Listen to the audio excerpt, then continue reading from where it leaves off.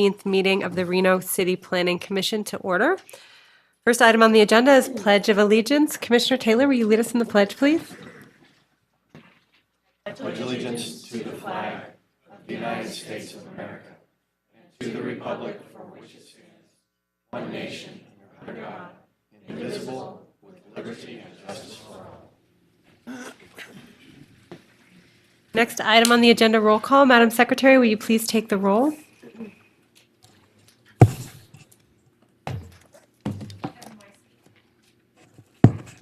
Kevin Weisky. Here. Doug Kaufman. Here. Paula Levis. Here. Charles Reno. Here. Kathleen Taylor. Here. Jason Woosley. Here. Dagny Stapleton. Here.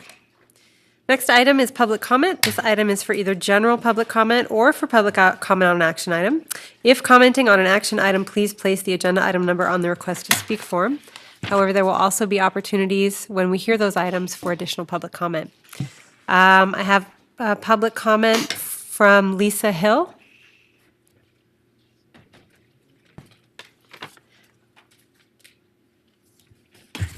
Hello again, Lisa Hill here, speaking on behalf of the Food Policy Council. I noticed that you are continuing, or we noticed that you're continuing a discussion on a planned unit development tonight, and so we just wanted to, for your imagination, give you some examples of planned unit developments from other communities that incorporate food and local food elements. I found a couple that were in the Colorado-Denver area, one in more of a rural setting and one more in an urban setting.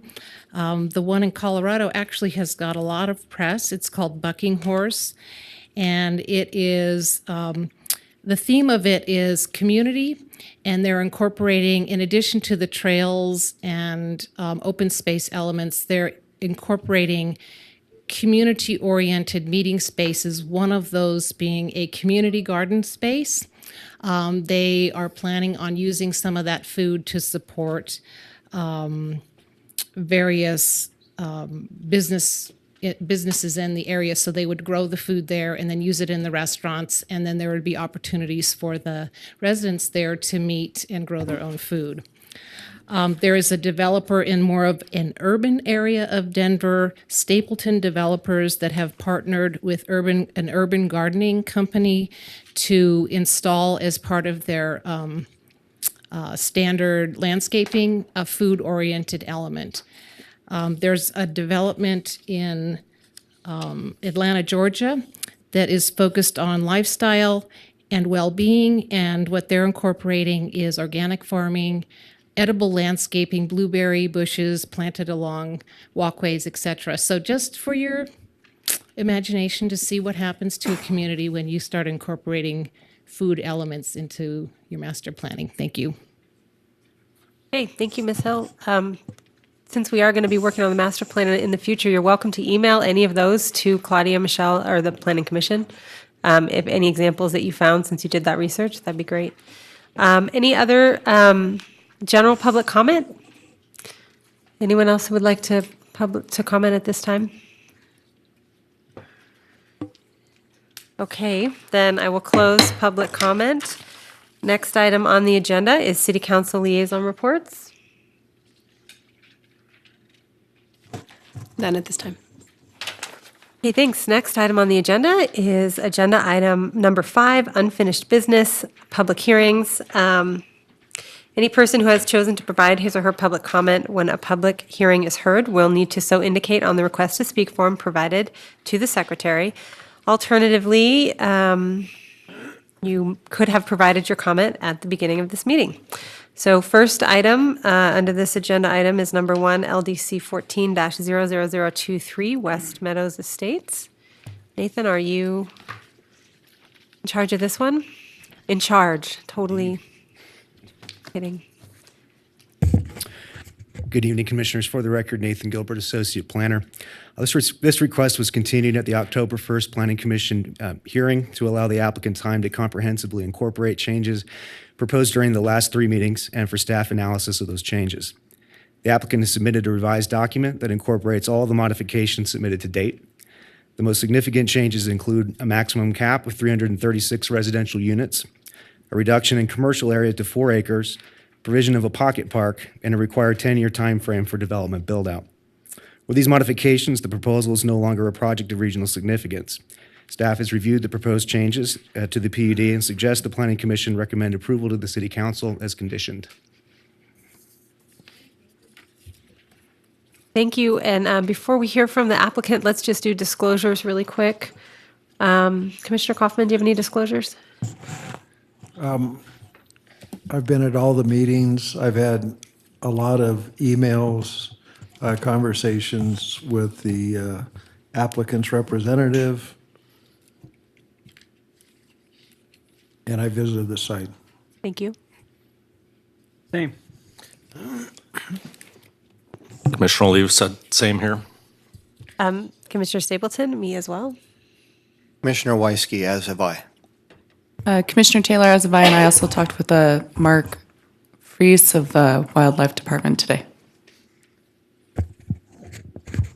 And I have also had emails and communications and been to visit a site in the past. Thank you. Okay, thank you. Mr. Krompotnik. Thank you, Madam Chair, Commissioners. John Krompotnik. Kind of picking up where we left off from the last hearing. I'd like to go through this again. It was very important, as you know, to the Verdi Coalition and all the citizens in Verdi.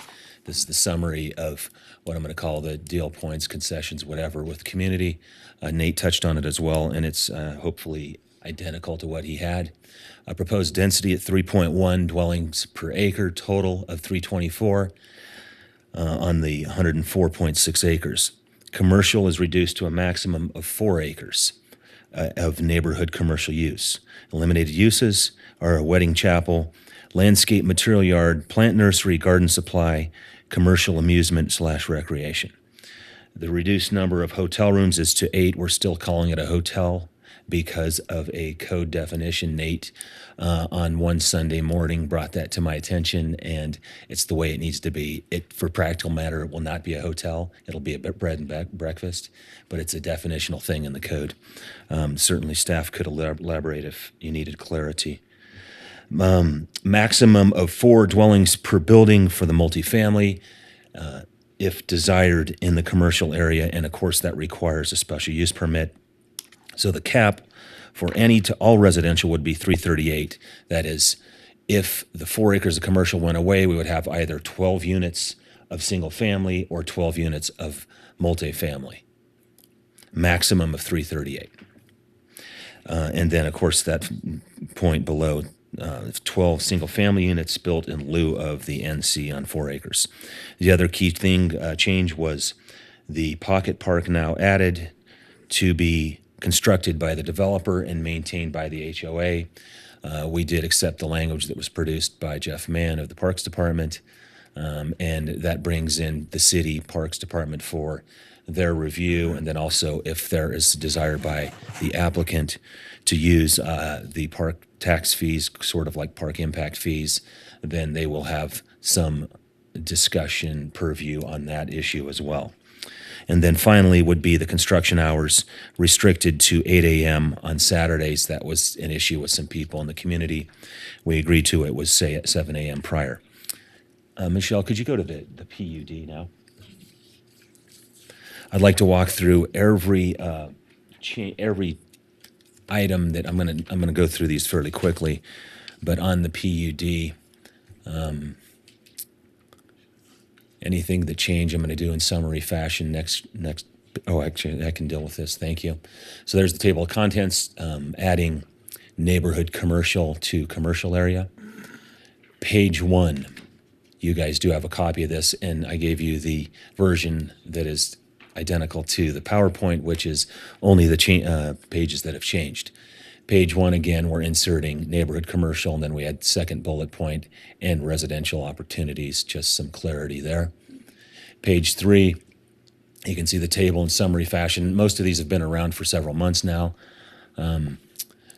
consistent with what I put on the slide in the table. The neighborhood commercial now goes to 34,848 maximum square feet at a 0.2 FAR. Ken Crater, our traffic engineer, who's also with us this evening, suggested that we reduce the amount of commercial to a 0.20 as because of a market issue in his judgment, and we respected that, so here we are. The next paragraph is just, the 324 with 4 or 338 in lieu of the 4 acres of commercial. And then the paragraph below that, note 2, is, again, more summary of that, everything that goes into the table. Madam Chair, may I interrupt John real quick? John, I noticed in this, and correct me if I'm wrong, in your note number 2, the final line says, the final 2 sentences marked in red, and I'm going to start in the middle of the full sentence. Units with the PUD plan area shall not exceed 336 units. I thought it was 338 units. Are you dropping that down? Excuse me. Sorry, typo on the initial presentation, it's 336. Okay, so your initial presentation was wrong of That's correct. 338? That summary sheet was wrong. That's 336. Thank you for calling that out. Okay, thank you. I'm sorry for No, interrupting. I appreciate Please that, and interject at any Okay. time because it's 324 and 12. So it's Okay. 336, that paragraph, the And PUD. let me just, before you go on, Commissioners, just because, we've heard this a couple times and we've asked for Mr. Kompotok to walk us through this. If you do have specific questions, go ahead and jump in, but let's not get into any discussion during the presentation. But because we're going through it, go ahead and jump in, but keep it brief to get any answers just while we're doing this. And then we'll get into more discussion later, perhaps. Thank you. Okay? Next, page 4. That's the paragraph on development schedule and phasing, 10-year time frame. Again, this has been around for a while, but this is worked out between us and staff. Pretty self-explanatory. Page 5. I'm going to stop you right there. Please. I am looking at the handout you gave us, and I have also the packet that we received from staff in front of Yeah. me, and there's some differences. There's another sentence on page 4 under administration. There's an additional sentence in that first section there. After RMC, the copy we got in our staff report with our packet says all RMC references within this document are as amended. That's just a little technical thing, but I know it's supposed to be identical, so just wondering. Where are you calling that out? I'm looking at page 4 of the document we received. Nate, can you- Yeah, Commissioner, you have that, right? Yeah. I'm looking at page 4 of the version we got in the staff report. Okay. Probably not Certainly not a big deal, but let's look for any more inconsistencies like that. I think that's very isolated. If I could go through the rest of this. yeah, go ahead. Okay, thank you. Page 5, striking that paragraph on flexibility. That was something that came up with staff. Also in final review, Nate convinced me that it was redundant to something early in the document, so we strike it. I agree with him entirely. Page 6 is just the new traffic numbers. You can see they're just about half of what it was originally, now adjusted with the new program of 338 and 20% FAR on 4 acres of commercial. Page 7, hydrology. This has been around for several months as well. We just redid the paragraph and inserted that. I don't believe this commission has acted on it in the past, so that's why you're seeing it. Pretty straightforward. Page 9. School impact fees, that's added by staff. Of course, we need enabling legislation. The idea is in the event that the developer would pay school impact fees in lieu of doing the other improvements, we'd have to have the enabling legislation. Page 9, paragraph B. 1/50th unit was the trigger we negotiated instead of 200. And then that's the addition of the second classroom. I know I've had questions from the commission on that before, but we've agreed to it. If there was ever a need at Verde Elementary for a second classroom, there's the language committing to that. Page 10, inserted now on B, 3B, that is parks, because we now have the pocket parks, so we had to change the title. Page 11, there's the definition of the pocket park paragraph with more detail as written or as assisted by Parks Department staff. If you want to read it, you can. I think it'd be, but again, this is in your staff report. I trust that most of you have had a good close look at it. The bottom of that, item H, is the detail that I explained or I touched on in the initial summary.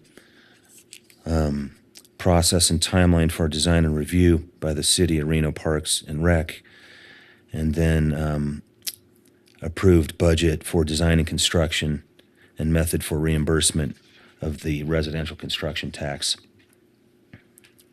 and also entering into a park development and maintenance agreement, all related to the pocket park. And then there's just one last bullet point on the next page, 12.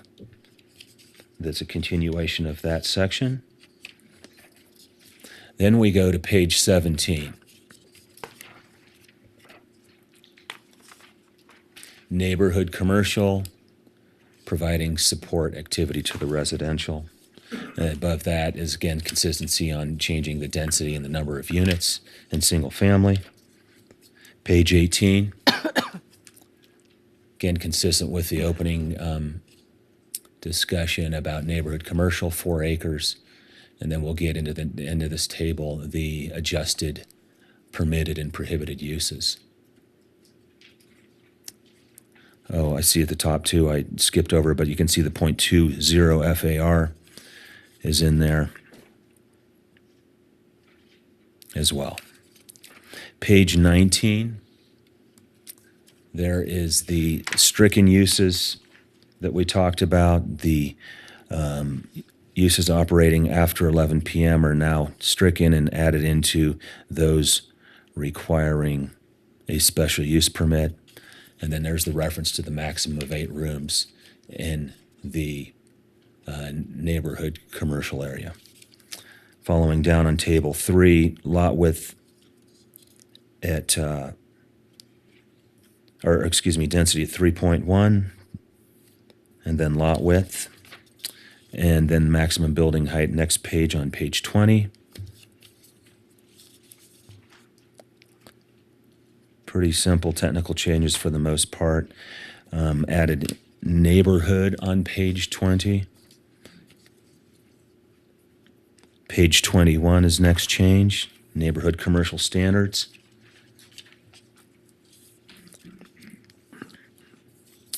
Just some insert language for consistency. Page 22. Mr. Weisky asked about this last hearing, just showing the changes that was back in actually our July hearing, but it's about the issue with no wood, open view, or otherwise. Page 23, it's page 24, right, is the next one. That is the change in construction hours as we discussed initially.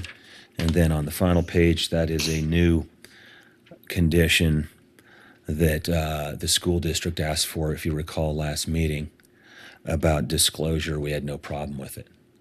Disclosure to homeowners that if there were capacity things, busing to another school would be appropriate. So we did have that one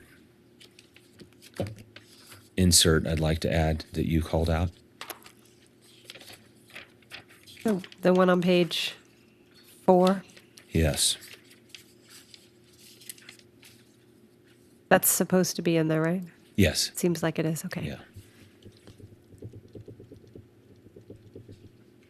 So that's it for the PUD changes, the summary. I could get into any other questions that came up, but I think I'd rather deal with them on Q&A as you guys see them being important to this PUD and anything else in the document. Okay, thank you, Mr. Thank you very Kemphatic. much. I'm sure we'll have some questions for you. Sure. Following public comment on this item. So I'll open up public comment, and I have a comment from Gideon Kaplowitz. Please state your name again for the record, just to make sure I got it correctly. And you have 3 minutes. You did indeed. My name is Gideon Kaplowitz. I'm a homeowner. I'd like once again to thank you guys for being responsive to the community. I think what we just walked through is vastly superior to what was originally presented here. And I'm very grateful for the progress that's been made. It's been very educational to me to come here month after month and find out what it is that you guys do, reviewing these findings that you have to make. And what's very clear to me is that several of the findings, safety, the environment, the animals, the wildlife, the preservation of water and air resources, sewage, so on and so forth, these issues that have come up, some of these issues just seem to me beyond the scope of these PUDs. This is just me looking from the outside. We had this report of the sewage system being maxed out. The response that staff gave last week, literally, I don't know if he's here, our engineer, but he physically waved his hands. I'm a professor. I kind of do this stuff for a living, and we have an expression, it's called hand waving. And it's like when you don't know an answer. So a lot of answers haven't really come up. And I think it's very apropos that today is the day that Tahoe reached its natural rim. Right? We don't have water coming through.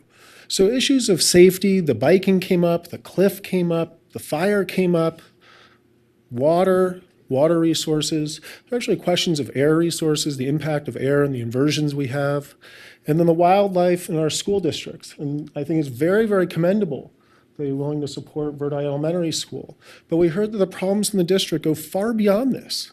And there are really no solutions that I've heard about how we're going to address Billinghurst, how we're going to address McQueen. And while busing people, I think is good, you have to disclose, you might get bused. That's reality. But that doesn't help my kids, right? I mean, there's no disclosure that was made to me saying that after I buy my house, your schools are going to get filled up because our ducks as a city just aren't in a row. And so to me, it just seems that when I read the staff reports and they can say, well, here are things that the developers have done to address these findings, that some of these are really judgment calls that you guys have to make. And I think you'd be very well within your rights to say, I can't make this finding because there are questions of water, there are questions of sewer, and there's questions of wildlife. There are questions of the culture of Verdi as a whole. And I think this is one of the things, my neighbor, Vern Anderson, he's so eloquent, he quotes movies and things. This is a guy who's been there for decades.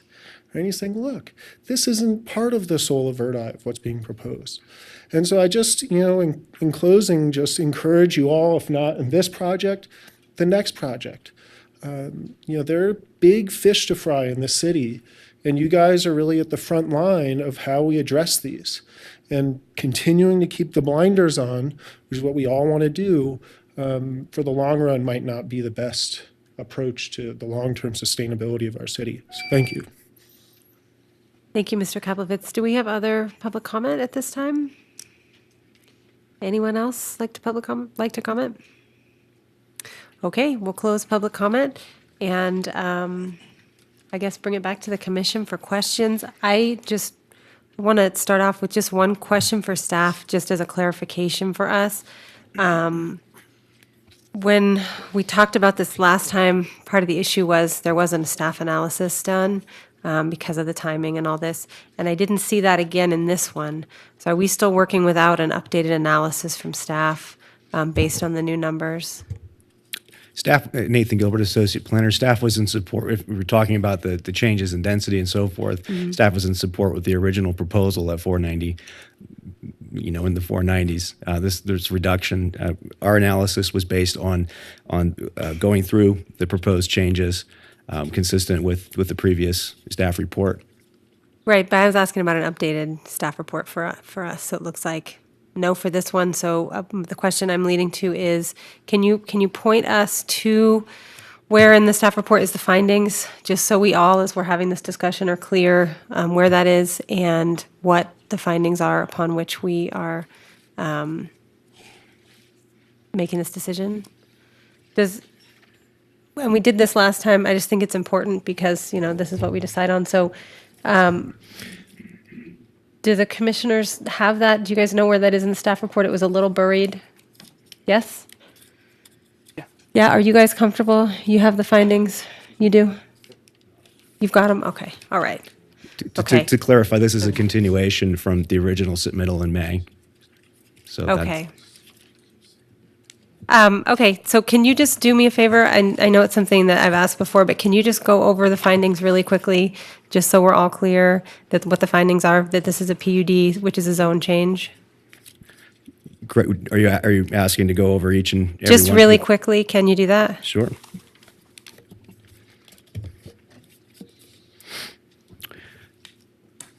So a planned unit development is a zone change, zoning map amendment, which is subject to the standard zoning map amendment findings. In addition, a planned unit development has additional findings related coming from NRS. These are listed on page 71 and 72 and 70 through 74 of the original staff report. Would you like me to read them? Has everyone got them in front of them? Okay. Okay, I think we're good then. Thank you. I appreciate that. Okay, so we'll go to questions. Commissioners, questions for staff? Thanks, Nathan. And for the applicant, Commissioner Kaufman? Commissioner Kaufman, John. There's no construction on Sundays, is that correct? 'Cause No, that's not in the book, but Oh, right, that was Saturdays, wasn't it? Yeah, boy, we've been through so many iterations. That was, right, nothing on Sundays. so no construction Sundays, right? Okay. Commissioners, other questions? Madam Chair, Commissioner Weisky, I have a question for Jeff Mann, please, from Parks.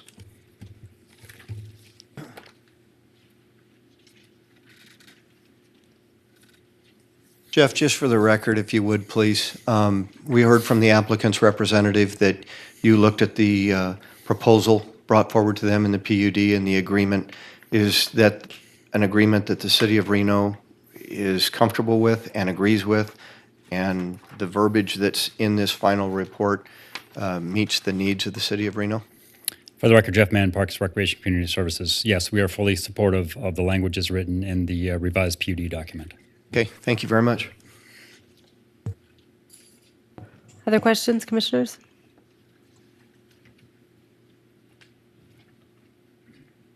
Madam Chair, Commissioner Taylor, yeah. John, I have a question for you. I'd also like to, Madam Chair, if I could touch on Mr.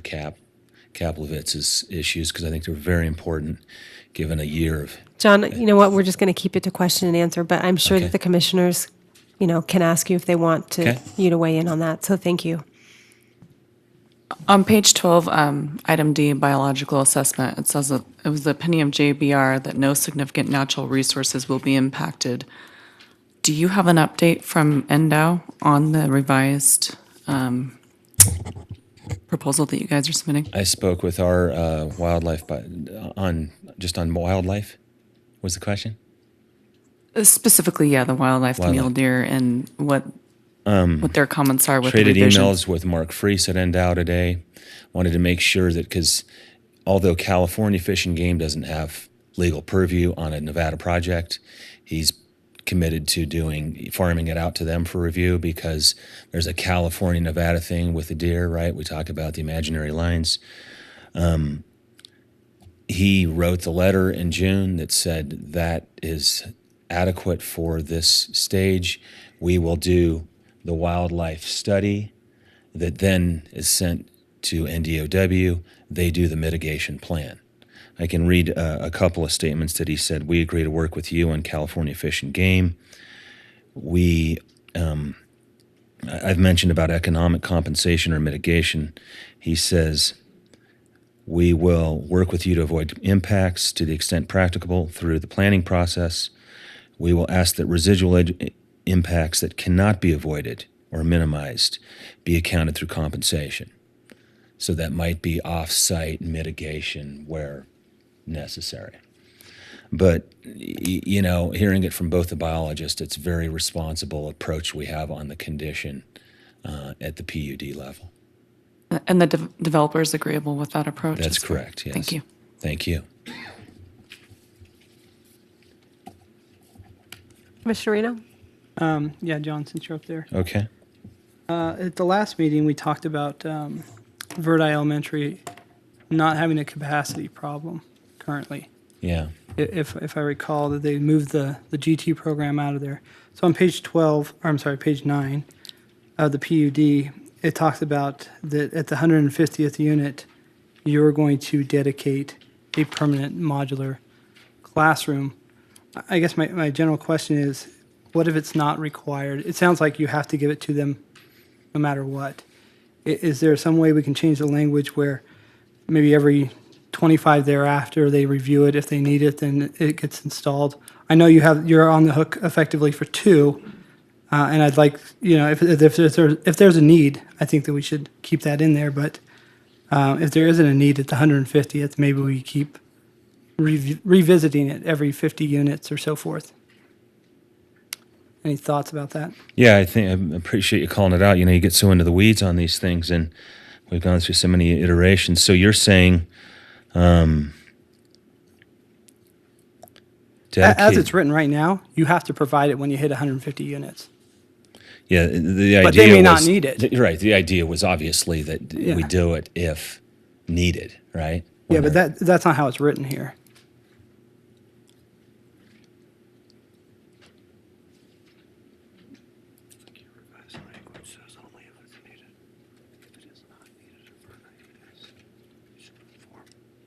The second unit's if needed, but the first unit is being required.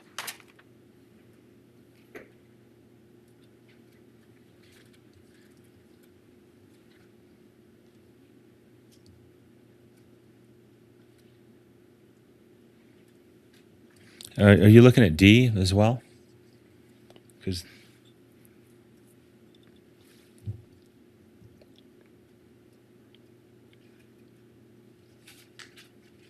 see, that's the key piece to this, right?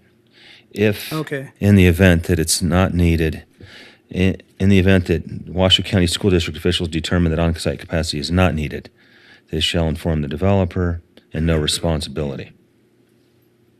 There shall be no responsibility. Yeah. But then after,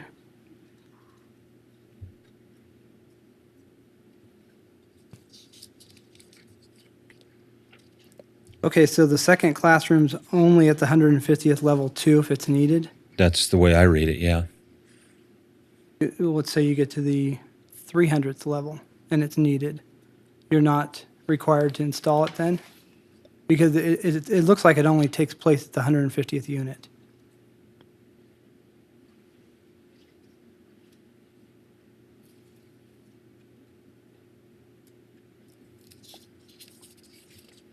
The intent was as needed, right?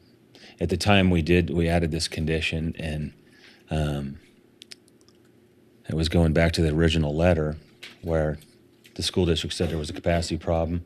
My client says we're going to step up and take care of it so that you can build the project out based on their numbers, and it might, if it needs a second school or a classroom, then we go do that, right? You see kind of the dilemma here? Yeah, I do. Yeah. I really don't want to make a big deal of this, and I think we should, have something in flexibility there. The kind of first tier issue is the need. Maybe we just modify it as needed, period.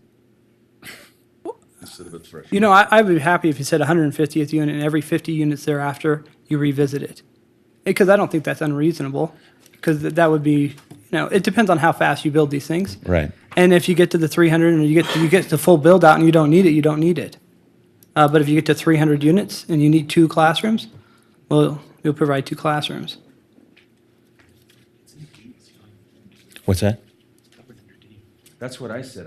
I'm a little bit confused here because I thought we had this covered on D, but you're focused on B like it's Well- trumping D, and I don't see it. I don't read it that Well, way. maybe we Yeah. focus on D. I guess the way it reads, I'm a little concerned because it stops at 150 units. Once 150 units are built, that's the end of you guys being on the hook to provide classrooms. But that's only half of the project built. And so I just think to help safeguard, you know, that the elementary school has if there's capacity issues later, while you're still building, that you address those. Yeah, then. see, it says in B too, only if warranted. So I you know, well, I think we're reading it differently. Right?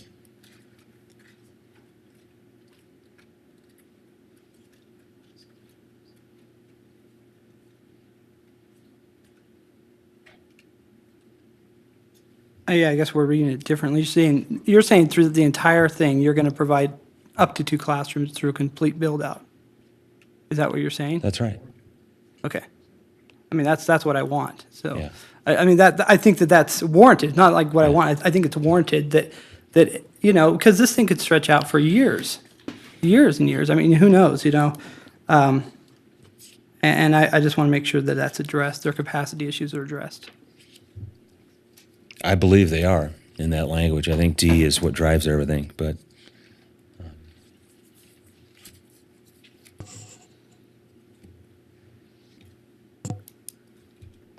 Staff, do you want to weigh in?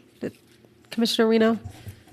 Yeah, I guess, Nathan, do you understand what I'm saying there? Yes, I do, Commissioner Reno. Nathan Gilbert, Associate Planner, for the record.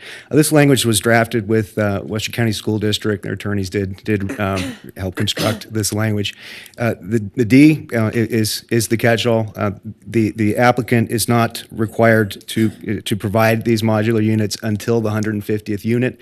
That's when the demand was forecast to affect the Verde Elementary School. In the agreement, so the developer and the Washington County School District would enter into an agreement before any permits can be issued, and in that agreement, it's the school district's responsibility to inform if there's no need at the 150th unit for a modular classroom, the developer's not obligated to.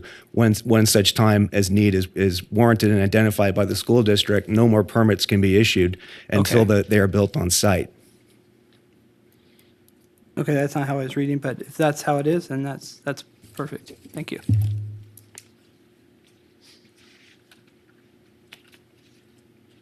Any follow-up, Commissioner Reno or Commissioner Taylor?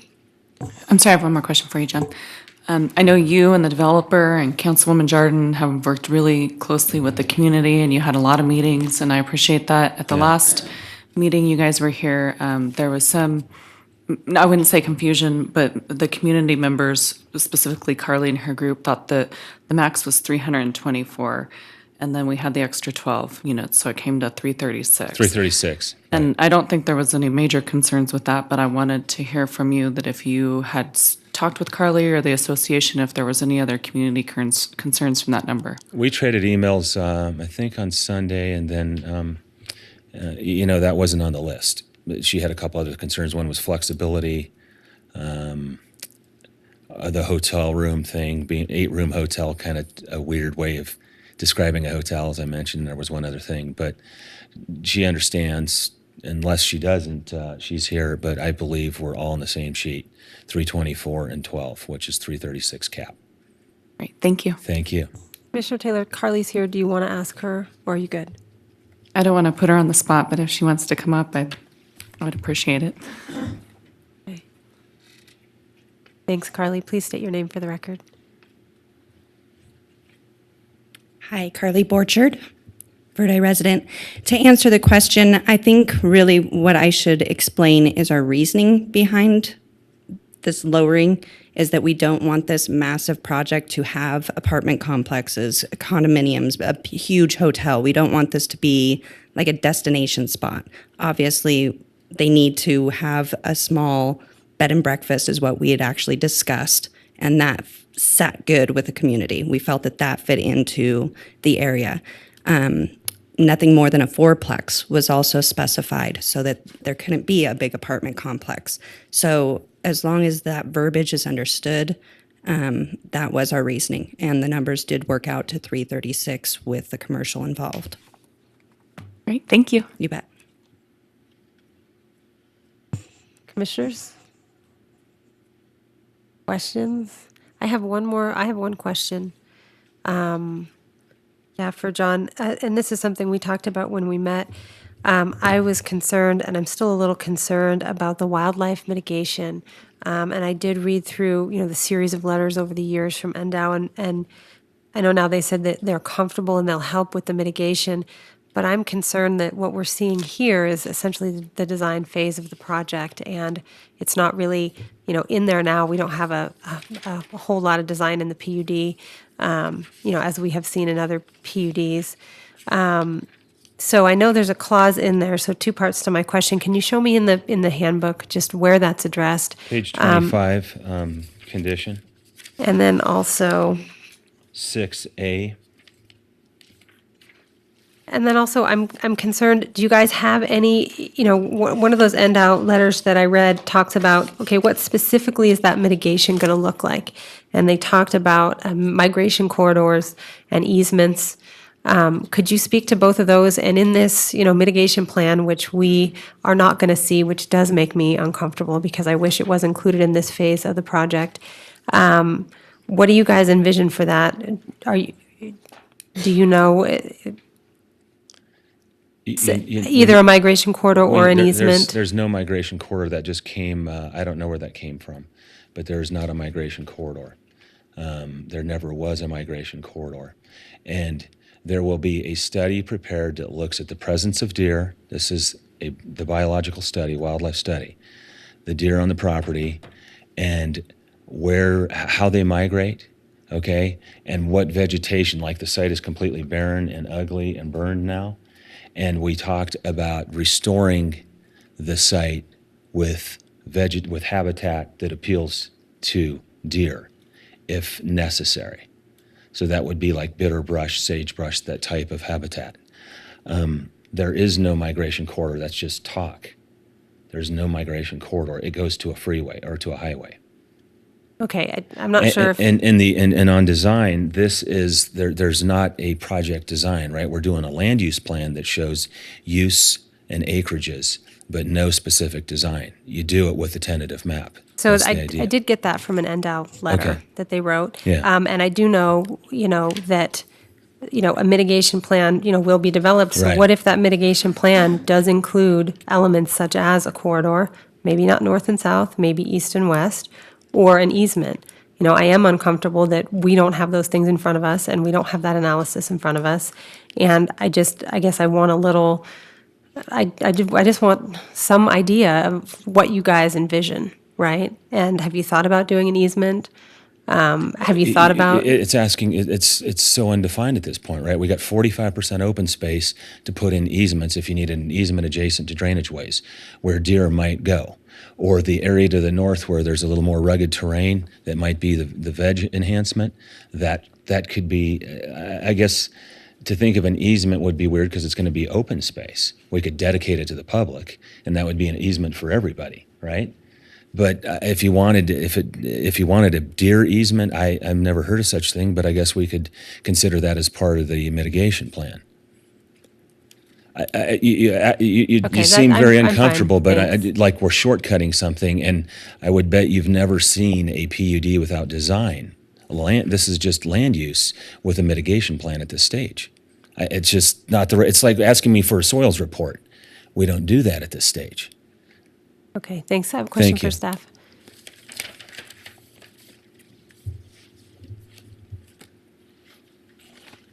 I've been on the planning commission for a little while. I have seen other PUDs, and there are PUDs that have design for actual sketches and designs in them.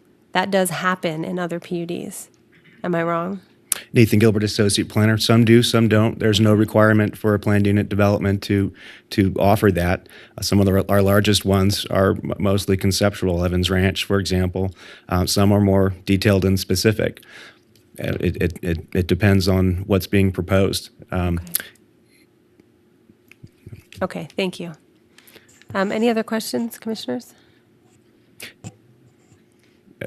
Madam Chair, if I may? Yeah, Just go to ahead. touch on the wildlife issue. Please. We did request during the initial application period that a wildlife mitigation plan be provided. However, Mr. Freeze from Endow and the applicant's environmental consultant both provided documentation saying that it would be more appropriate at the design stage.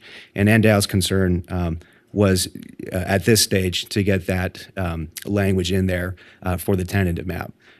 So any subdivision of land, any way that these units are laid out, a wildlife plan is going to be submitted to you in your tentative map application. So if the wildlife plan identifies any corridors or any whatever is suggested in that report would be presented to the Planning Commission when you make your decision on the appropriateness of the layout that's with you. The amount of units here that are proposed, this is a cap. If, for example, you looked at a tentative map application and your wildlife study said that now you need a corridor, they couldn't get the design within the parameters, then they're not going to be able to put as many units as are allowed in here. It's subject to the tentative map. So there will be an opportunity to review the appropriateness of whatever layouts are proposed during the tentative map phase and incorporate any mitigations suggested by Endow and the U.S. Department of Wildlife. Okay, thank you. So is that implied in this on page 25, that the wildlife mitigation plan and analysis of that plan and how it might impact the design is going to be received before the tentative map is submitted so that That's we... Number 6, it actually starts on page 24. Number 6, the key language there is prior to Okay. approval of the first tentative map, the applicant shall provide a wildlife mitigation plan as listed there and a noxious and invasive species plan. Okay, great. Thank you. You're welcome. Thanks. Commissioners' discussion?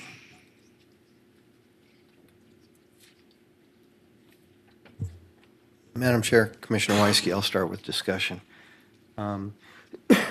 This is at times not been an easy process, but I believe that the applicant and staff and all the consultants have answered our questions for the PUD that has been brought before us. And when I think about the PUD that's been brought before us, I look at it as a 10,000-foot elevation.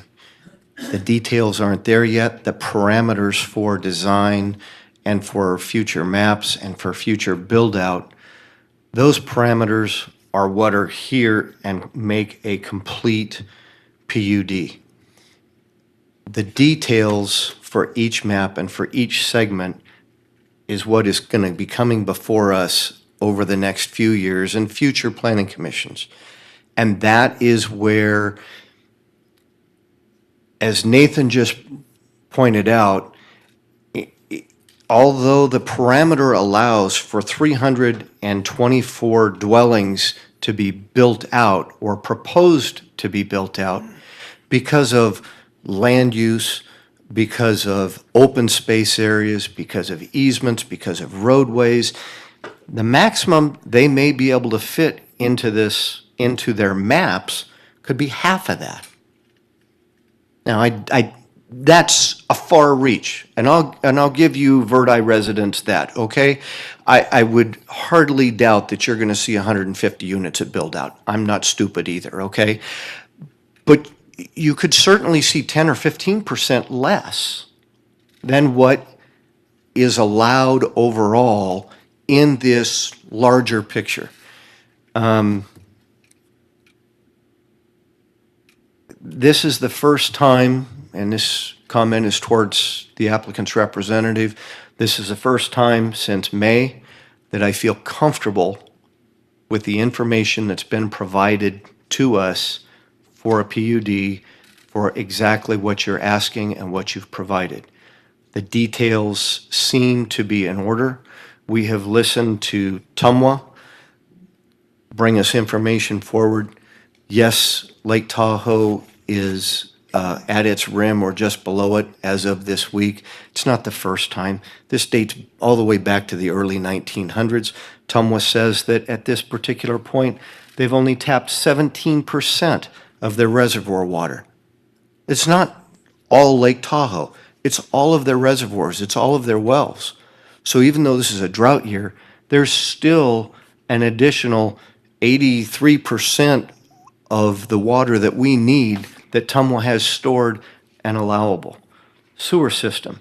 The sewer system out there, we have been told and shown through the septic system, and the upstream is built and designed to handle this build-out, the proposed build-out, at whatever number, as long as it does not exceed 338 if the NC goes away and they add the additional, or 336 as long as the NC goes away and the additional units are built.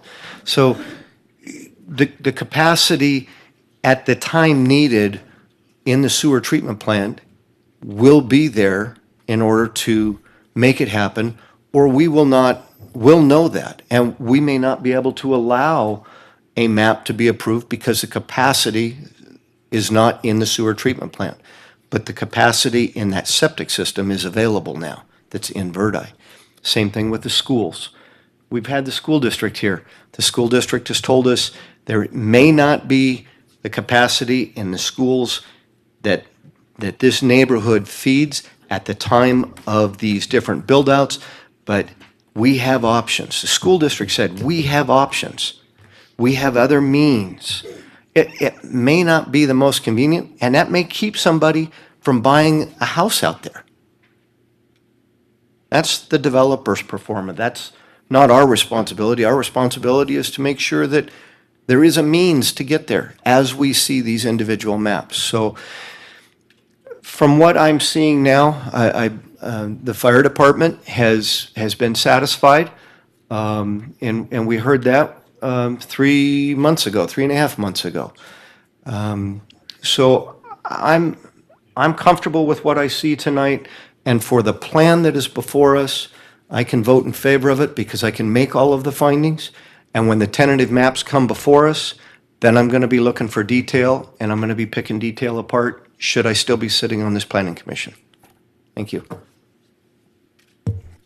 Other discussion before we, Commissioner Olivas? Commissioner Olivas, I'll follow on to that. Excuse me. I think that what Commissioner Weisky addressed was a lot of service issues, and while we've focused on a lot of the services, some of them may be difficult to solve. They're all solvable. I think, for example, the sewer, that'll be, before the permits are issued, that'll be solved. Electrical, they're going to provide it. They're for profit. And at the meetings leading up to this, I was always in support of most of the findings. There was one, and I'll elaborate because I think that this is a better project now. Excuse me. And that was under the balance between the zoning changes and the public interest.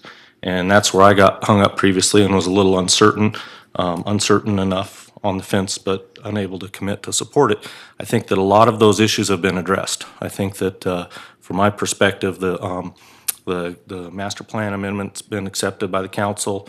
The community is more in support of it, although probably never 100%, but generally much more in support of it. So I think with other changes to the PUD, especially the density in the commercial, I think that the balances of the public interest is back in balance with the requested changes. And with that, I think that all the services can be addressed and the balance of the public interest is in balance, and I can support the project now too. Okay, thanks, Commissioner Olivas. Other comments or discussion? Yes, Commissioner Taylor? I just have a couple. I was probably one of the biggest opponents of this when you guys came before us the first time. And like Commissioner Levis, I think this is a much better project now. This is a starting point. This is a place that we can get our arms around and we can go from here.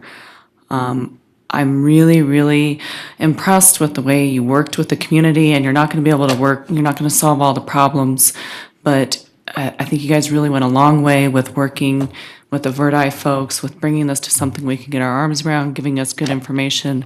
And one of my biggest concerns, along with you, Madam Chair, was the wildlife and the biological issues. All the letters that we received, there's 5 scathing letters about what's happened to this area of developments before you.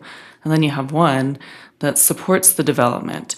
So in my conversations with Mr. Freese, he was very hopeful that there was going to be mitigation that would not just mitigate, but improve the situation with ratios of up to 3 to 1. So that made me feel better talking with him, the professional. And I feel like now we've addressed a lot of the issues and I can support this project too. Other comments? Commissioner Reno? Yep, Madam Commissioner Chair? Reno. I'll just say that, this came before us, I believe it was 498 units initially, and now it's down to 336 potentially. I mean, that's the high end. And that's 33% reduction.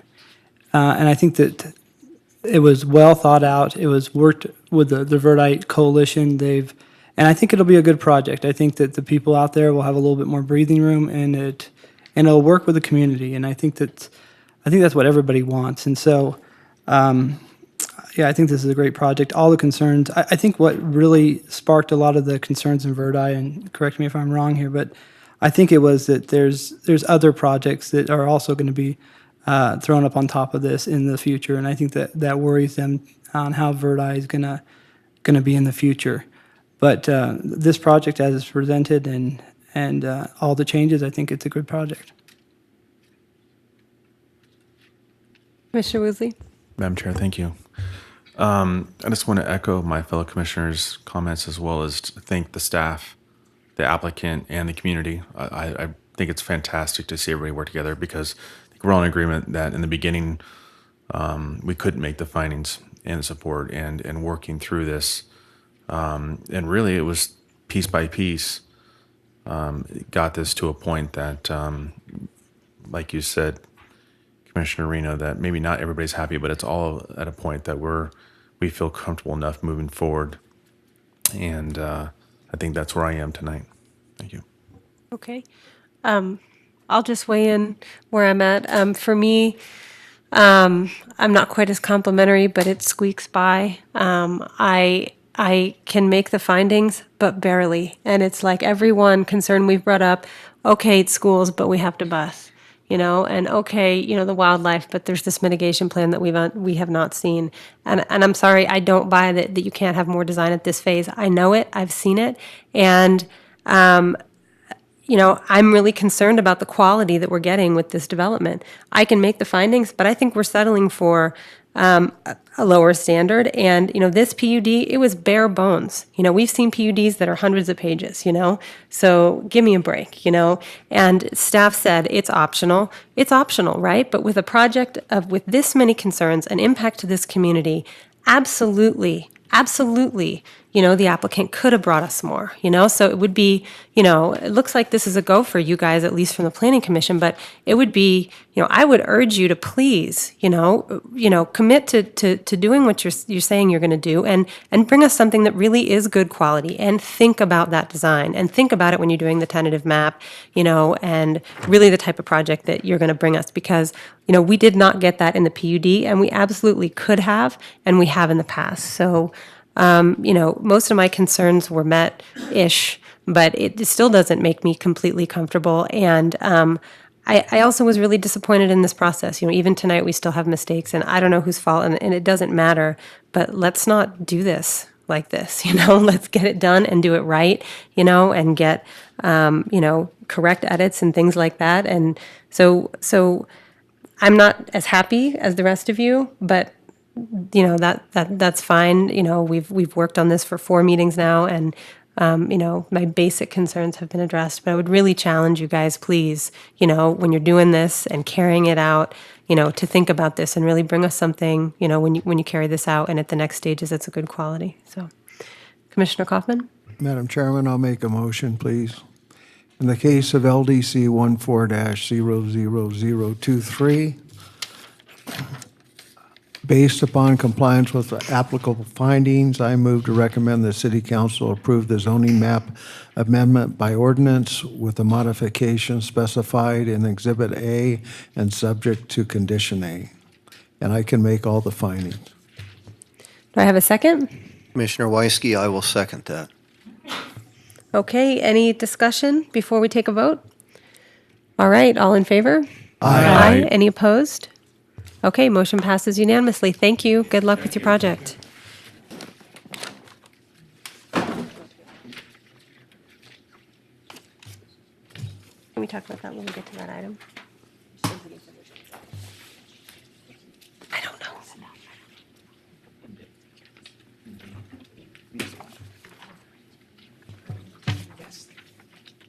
Okay.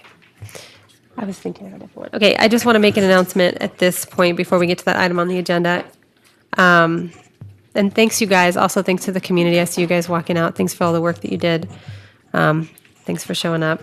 The item number 6.2 Ranchera has been postponed to a later meeting. So I just want to announce that before we get any further. Should have probably done that earlier.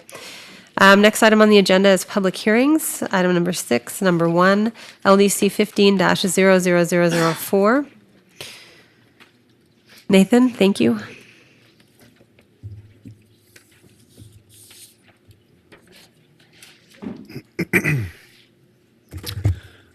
Good evening. For the record, Nathan Gilbert, Associate Planner.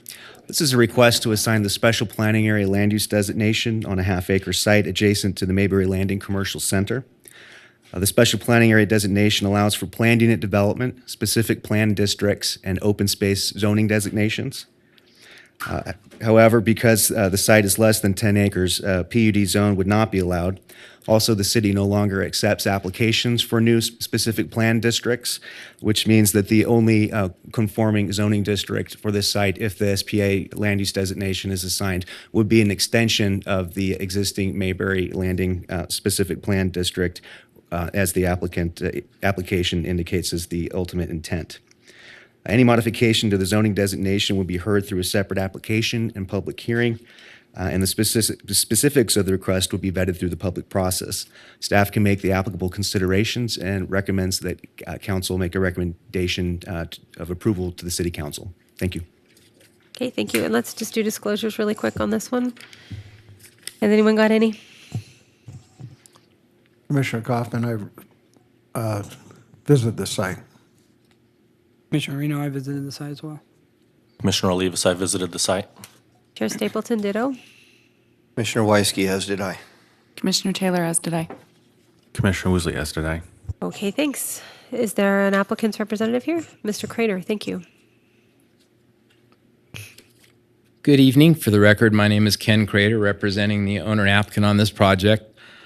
When this home was built on the single-family parcel, Mayberry Drive was a little windy two-lane country road, 20 feet wide. McCarran Boulevard didn't exist. This area has obviously changed, and as Nathan stated, it's the best plan of attack moving forward is to make this a special planning area, be able to incorporate it into the Mayberry Landing specific plan district, and we support all of staff's findings and conclusions and look forward to coming back to you with an amendment to that handbook, and I'm happy to answer any questions. Thank you. Thank you, Mr. Crater. Nathan, do you have anything to add to that? Nathan Any Gilbert, other no, I concur with that. information? Okay, thank you. We'll have public comment on this item at this time. Do we have any public comment? Okay, we'll close public comment. Bring it back to the commission for any questions. Commissioner Madam Olivas Chair. or Commissioner Olivas? Oh, okay, Commissioner Reno. Nathan, really quick. You know, I looked at the site and I visited it, and one of my concerns, and I think will be addressed later, I just want to make sure that there be a solid wall, at least abutting up against the school, so that whatever's developed there, they can't see into it. I guess half of the backyard, it has a solid wall, but the front doesn't. And I know that's probably not the right stage, but if you can address that, at least to say it's not the right stage, that's fine. Nathan Gilbert, Associate Planner. The appropriate stage would be when the zoning map amendment to the SPD district Okay. would be assigned. That's something that could be incorporated at that time. At this stage, we're just looking at the appropriateness of extending the SBA here or keeping it at 3 dwelling units to an acre. All right, thank you. Other questions? Comments or discussion on this item? Okay, would anyone like to make a motion? Commissioner Reno, I can make a motion. Yes, go ahead. In the case of LDC 150004, Mayberry Drive, based upon compliance with the applicable considerations, I move to adopt the amendment to the master plan by resolutions and recommend the city council do the same, subject to conformance review by the regional planning agency. And I can make the findings. Okay, do I have a second? Commissioner Woosley, I'll second that, and I can make the Okay. findings. Thank you. Any discussion? All in favor? Aye. Any opposed? Okay, motion passes unanimously. Good luck. We'll see you next time. Okay, next item on the agenda, LDC 15-00013 has been postponed to a later meeting. Next item on the agenda, LDC 15-00009, Selmy Drive zoning map amendment. Nathan, thank you. Thank you. Nathan Gilbert, Associate Planner. This is a request to assign the public facility zoning designation on a .32 acre portion of a 3 3/4 acre parcel. The Truckee Meadows Water Authority intends to use the area for a water pump house. This use is allowed by right in the existing industrial zoning designation. However, the TUMWA intends to follow up with a subsequent parcel map application and purchase the property. And the public facility zone allows for a minimum 6,000 square foot acre parcel, and the industrial zone has a minimum parcel size of 1 acre. So while the pump house that they intend to do is allowed by right, they're requesting the public facility designation in order to subsequently follow up with a parcel map application for 6,000 square foot site. Staff can make the applicable findings to the public facility designation and suggest a recommendation of approval to the City Council. We did receive numerous inquiries, just no statement of concerns from the public. Okay, thanks. Let's do disclosures really quickly. I should probably start doing those in the beginning. Mr. Kaufman, Commissioner Kaufman, any? I drove by the site. Commissioner Reno, I visited the site, spoke with the applicant's representative. Commissioner Olivas, I visited the site and spoke with the applicant's representative. Commissioner Stapleton, I've lived in the area for many years and have driven by the site previously. Commissioner Weisky, I visited the site. Commissioner Taylor, I visited the site and met with the applicant's representative. Commissioner Woosley, I visited the site and spoke with the applicant's representative. Sorry, and Commissioner Stapleton, I also spoke with the applicant's representative. So, Angela, thank you. Good evening. For the record, Angela Foos with CFA representing TUMWA, the applicant. So kind of the history on this is it's the old Lotus radio building. That's the parcel. The parcel itself is for sale. TUMWA doesn't need the whole 3.75 acres. They only need a small portion. So they're going to do a parcel map, but they didn't need 1 acre. And based on the zoning, if they wanted to do a parcel map, it had to be a minimum size of 1 acre. So they're going through a zone change process, which actually makes sense because TUMWA is a public facility type of use. So through this process, they'll do the zone change to get it to public facility. Then they'll come back for a special use permit for residential adjacency. Then they'll do the parcel map, and at some point in the future, they'll actually move forward with development of the well house. And just so you know, the well house and the infrastructure that TUMWA needs is not for specific to this area. It's not for, related to new development. It's more of the long-range plans of just TUMWA facilities in general. They need a site at this location. Thank you. Okay, thank you. We will open it up for public comment on this item. Any members of the public who would like to speak? Okay, seeing none, we'll close public comment and bring it back to the commission for questions, comments. I have a question for staff, a technical question. You went over this a little bit in the beginning. How does this work that you can request a zoning change on only a portion of a parcel? Nathan Gilbert, the Reno Municipal Code does allow for split zoning on a parcel. It does, okay. It specifically allows it. Okay. So that you can come in and request zoning for just half of a parcel prior to doing any That's correct. actual changes to the parcel. Claudia? Nathan's correct, and Claudia Hansen for the record. It does state that you can create a split zone parcel. It also states that any use is allowed in the areas has to conform to where the zoning district is. So it doesn't matter if there's a parcel line or not there. So they could only do I see. I uses in the I zone and PF uses in the PF zone portion. Okay, so there's a section in RMC that says Correct. you can zone randomly across parcel lines, or maybe within one parcel. That's what we're talking about? So you couldn't zone right, here's the parcel boundary, you couldn't zone across it or change the zoning across it, but you can change the zoning within a parcel but not include the entire parcel? You can have more than one zoning designation on one parcel. Okay. I wouldn't say randomly. I would say in a well thought out. Okay, sorry for manner using the word that's random. I appropriate know for it's not development in the random. It's city. an important, it's a part of our infrastructure, so I'm sure it's not random. Okay, any other discussion or questions on this item? Madam Chair, just a quick clarification. Nathan, you called it a pump house at first, now it's called a well house. Ooh, it's a well house, right? I just want to make sure there's a difference between the two. So, Angela Foos for the record. They will be putting in Tumwa infrastructure. So that's not part of this application. Right. It could be a well house, it could be a pump house, depending on what their needs are. Okay, thanks. If I could follow up with that, Reno Municipal Code treats them the same, Reno Okay. interchangeably. Thanks. Other questions? Any discussion before someone wants to make a motion? Madam Chair? Yes, I'm Commissioner prepared to Woosley? make a motion. In case number LDC 15-00009, based upon compliance with the applicable findings, I move to recommend the City Council approve the zoning map amendment by ordinance, and I can make all the findings. Do I have a second? Commissioner Taylor, I second, and I can make all the findings. Okay, any discussion before we take a vote? All in favor? Aye. Any opposed? Okay, motion passes unanimously. Thank you. Good luck with your project. See you here on the next item. Next item, LDC 15-00014, Sprad's RV. And let's go ahead and take disclosures first. Any disclosures? Madam Chair, Commissioner Weisky, I visited the site. Commissioner Taylor, I visited the site and met with the applicant or the applicant's representative.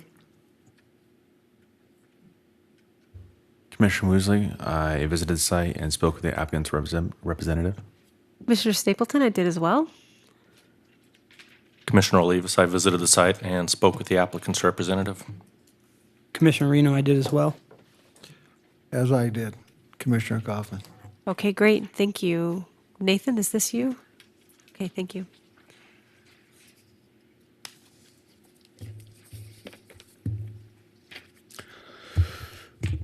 Good evening. This is a request, or Nathan Gilbert, Associate Planner. This is a request for a special use permit to expand the existing Sprad's RV auto sales use on 2 adjacent parcels.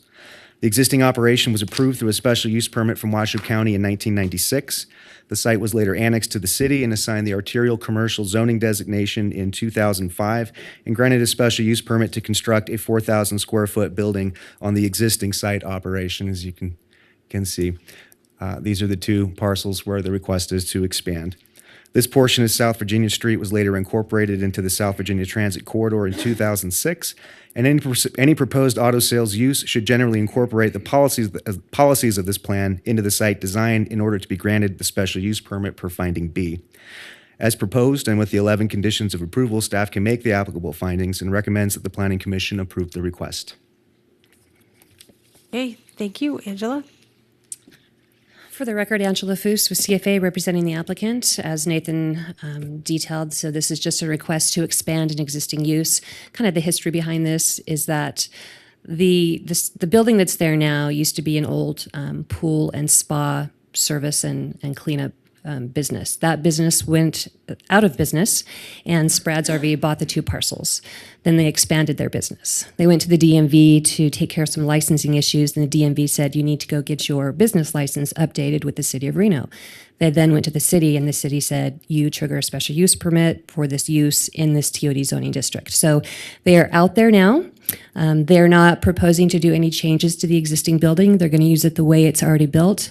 They do have to comply with the code requirements in relation to, parking. They have to put in parking lot lighting.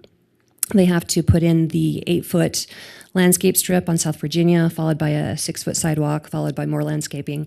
So they are doing that as well as part of the condition. And we do have one change to the conditions. This is condition number 5, and it's related to the hours of operation. So the condition is written that they can be open from 8 a.m. to 5 p.m., and that's Monday through Saturday. They want to extend that, so it's 8 a.m. to 7 p.m.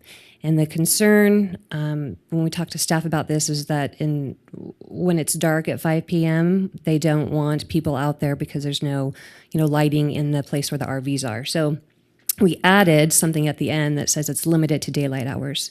And typically, when people are buying RVs, it's in the summertime. So it's generally open and it's light till 9 p.m. So they're proposing just to close at 7 p.m.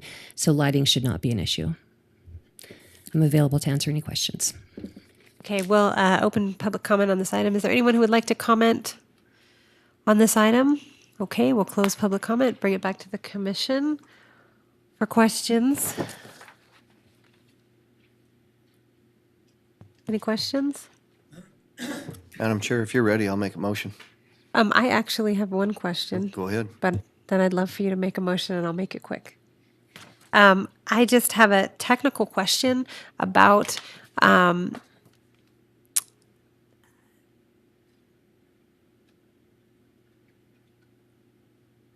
trying to think of how to articulate it. Thank you. It's a question for Nathan. It's a question about the landscaping. So this is the changes that Angela discussed with the sidewalk and the landscaping and the sidewalk again, or landscaping, sidewalk landscaping. Those are TOD requirements, right? In the secondary TOD? Nathan Gilbert, that their requirements for new development, the landscaping would not be triggered if this use did not require a special use permit. For a change of use, Right. There's no landscaping improvements required. However, because this is a special use permit, finding B requires that it's in substantial conformance with the master plan, which is where we're tying in these TOD requirements through this process. So you're bringing it into further conformance. Absolutely. So the existing, it's in the staff report, landscaping requirement is 20%. Correct. And they're at 16%. Correct. Which gets them closer. Closer. Right? And then just one other, this is 2 parcels, right? Yes. Okay. All right. And then the other one is 1 parcel? And the existing, The existing operation? existing use is an allowed use? Is 2 parcels. And they both have already got the SUP from Washoe County? Correct. Okay. All right. Thank you. Okay, Commissioner Weisky, thank you. Thank you, Madam Chair. In the case of LDC 15-00014 Sprad's RV, based upon compliance with the applicable findings, I move to approve the special use permit, subject to conditions, and I can make all of the findings, Could you include? including the revision this evening, as stated, to remain open till 7 p.m. Monday through Friday, including Number 5. and/or daylight hours, and that's condition number 5. And if, Nathan, if you would provide Michelle with your copy of that document, I would appreciate it. Thank you. Okay. Commissioner Kaufman, I can second that. Okay, any discussion? All in favor? Aye. Aye. Any opposed? Okay, motion passes unanimously. Good luck with your project. Next item on the agenda, LDC 15-00011, 921 North Sierra Street Coffee Shop. Commissioners, any disclosures on this one? Madam Chair, Commissioner Weisky, I visited the site. Okay. Commissioner Woosley? Commissioner Wisley, I visited the site. Commissioner Kaufman, I visited the site. Commissioner Stapleton, I visited the site. Commissioner Taylor, I visited the site. Commissioner Olivas, I visited the site. Commissioner Reno, I visited the site. Okay, thank you. Claudia?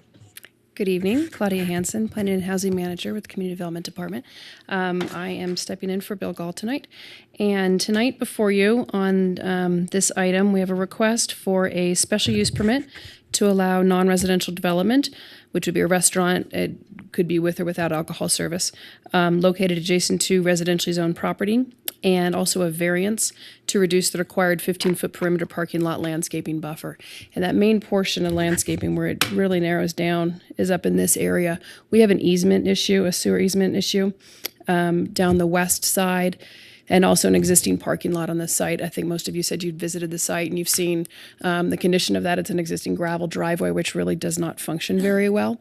This is a proposal to install a restaurant with alcohol service in the current garage structure here. With that, it would trigger the improvement of the parking lot. So that would actually turn into a functioning parking lot, unlike it is today. It does add quite a bit of landscaping to the property, brings it much closer into conformance with code. The parking requirement is met. The parking would be paved at that point, and quite a bit of landscaping would be added. Does bring it up past the square footage requirement of landscaping. It just narrows it down in the perimeter portion where the easement is, and then along the front property line. The applicant is here to further present his application, and I'm available for questions at the appropriate time. Okay, thank you. Will the applicant please come up to the podium? Make sure to introduce yourself, say your full name. You have 15 minutes. Thank you. If you need it. Good evening, Madam Chair, Commissioners, and staff. I'm Jeffrey Lofton of Lease NV. We acquired this property just over a year ago and are working to improve it. As Claudia Hansen has pointed out, we've worked closely with her and with Bill Gall on coming up with a solution that would bring this property into closer conformance. What we have before you is, I'm very visual as well, so knowing going in at the very beginning that the goal here is to improve the character of the property in conformance with the character of the neighborhood. I actually had an opportunity this evening to speak with the former director of the West University Neighborhood Planning Advisory Board, and she and I are in agreement that what we would like to see in that area is so that students, professors, and neighborhood folks don't have to go to a bar in that area in order to receive alcohol service, but they could get a glass of wine or a beer at a place that's much more low key. And the primary function here will be that of a coffee shop. So specifically recording, if any of you are familiar with the Hub Roasters coffee or Homage, Bebo, these are three of our prime tenants that we're courting for this spot. So the vision would be a neighborhood coffee shop. If the tenant that takes over decides to do alcohol service, only then would they apply for that as part of their business license. So if we do we have an opportunity to show the slides that we provided? What's that? I did. That's okay. We can go without. Just with what you have in your packet there. You might be able to show them there on the overhead if you've got any pictures that you'd also like to. Yeah, we can certainly do that. Up to you.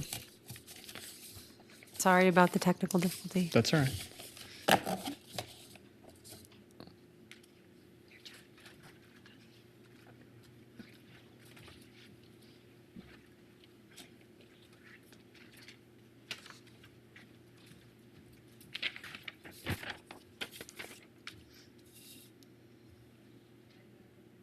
Oh, looks like she's got it.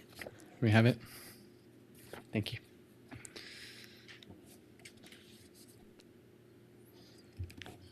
It's a little bit more clear that way.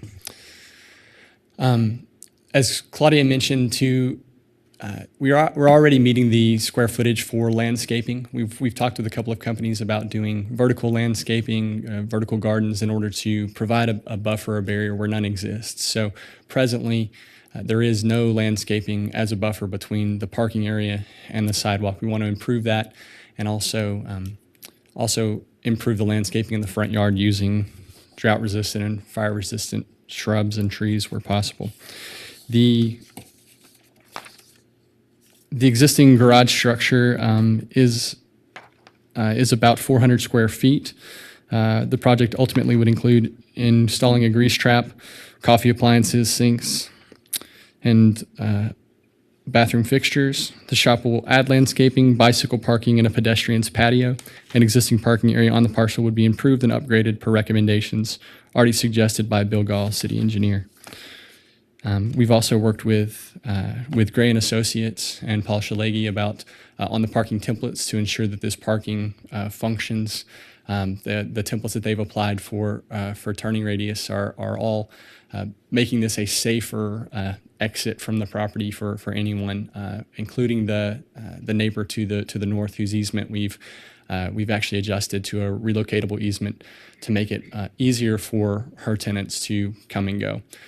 So this will improve the neighbors' access to their property as well as ours, and also as has been mentioned, will increase the amount of landscaping present. So it should also be a visual, as well as extending greater services to the community. It will provide a better visual appeal, and which is in keeping with the character of the neighborhood.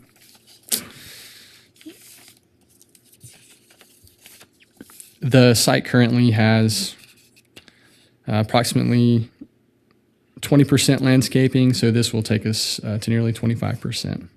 And then one of the concerns that we wanted to that we discussed with Lisa Hill, we want to make sure that that the shop is in keeping with the neighborhood of the community.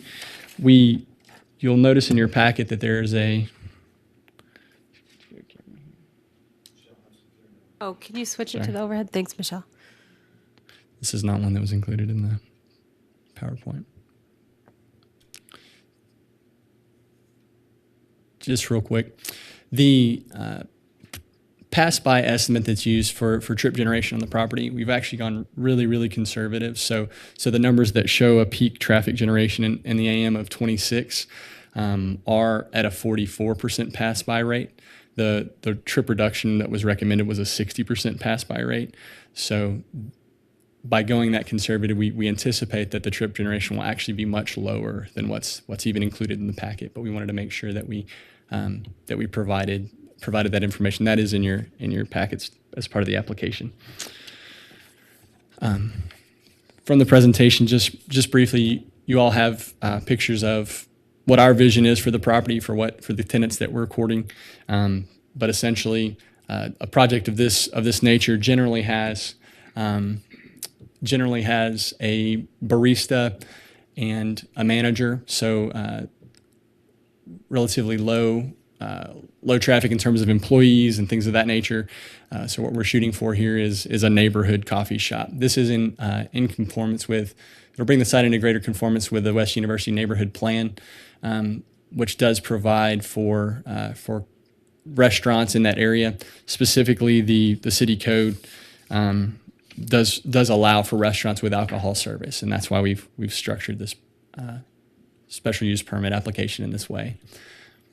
I provided some of the references for this hybrid concept of coffee shop, alcohol service together that are being done in Portland, in Oklahoma City, and Starbucks is actually launching this nationally. So this is Hub Roasters. This is one of the tenants that we're courting. We also have their Riverside Drive photos from that location, and this is probably the best representation that we could provide for what this is going to look like ultimately, which would be kind of a modern look and a location that would allow us to court tenants. This location's on the seam between the University Regional Center plan and the West Uni plan, and so as we know, the plan calls for greater services in that area. There's definitely a need for extended services to the community in the West University area. So we'd love to meet that need as well. That's all I have. Thank you. Okay, thanks for your presentation. We'll open it up to public comment at this time. Any public comment, please come up to the microphone, state your first and last name, and you have 3 minutes. My name is Bob Lagoy, and I own the property at 1001 North Sierra Street, less than 1 block from this location.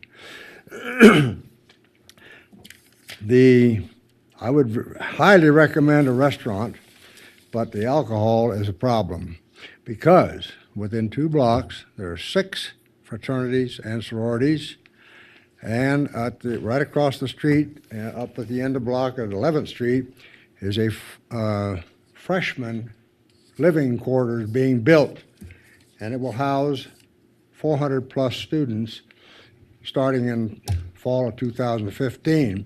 I don't think many of the 18-year-olds and up to 21 are eligible to buy booze, but if that's a very good location, why not make it a McDonald's or some such without alcohol?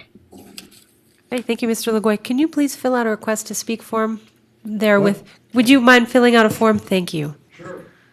Thank you. Thanks. Come up to the podium. Please state your name and then make sure to fill out a form when you're done. Sure. My name's Fred Atchison, and I live near the site. Also, I own the Bebo Coffee Building over on the east side of the campus. I'm in favor of the application. And regarding the potential for someone to abuse alcohol, especially a college student, I would rather have them using fake IDs and drinking in the neighborhood than driving to a bar, drinking, getting back in the car, and running into somebody. So I'm in favor of the project. It's suitable for the neighborhood. It's in accord with the old neighborhood advisory board plan that was promulgated about 10 years ago. So I'm in favor of the project. And I don't know the applicant. Okay, thank you for your comment. Do we have any other public comment? Okay, we'll close public comment. And did we do disclosures on this? Okay, all right. Madam Chairman, Yes. I have a question for the applicant, please. Yes, go ahead. First of all, Mr. Laughlin, a great presentation. So, thanks. Thank you. One of the conditions, or number 5, the hours of operation, are from 6 a.m. to 9 p.m. And I just want to make sure you understand that if there's a football game, if there's a basketball game or whatever, the operation needs to stop at 9, can't go on. You know, unless you come back and get a special use permit or whatever, but being that close and on the campus, it kind of surprised me those were the hours, but just so you know that that's in. As part of the special use permit, that those are the hours we specified. We're 6 to 9. Again, our goal is to keep this as close to the character of the neighborhood as possible.